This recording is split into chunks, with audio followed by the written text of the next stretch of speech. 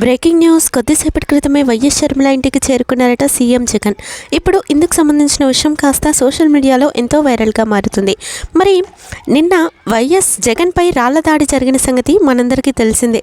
ఈ విషయం తెలిసి అభిమానులు, కుటుంబ సభ్యులు సైతం ఎంతో ఆవేదనకి గురయ్యారు. ఈ విషయంపై వైఎస్ షర్మిల సైతం స్పందించారు. మరి ఈ తరుణంలోనే ఈ విషయం గురించి కొన్ని విషయాలు వైఎస్ షర్మిలతో చర్చించడం కోసం తన ఇంటికి చేరుకున్నారట సీఎం జగన్ గారు. ప్రస్తుతం ఈ విషయం కాస్త సోషల్ మీడియాలో ఎంతో వైరల్గా మారుతుంది.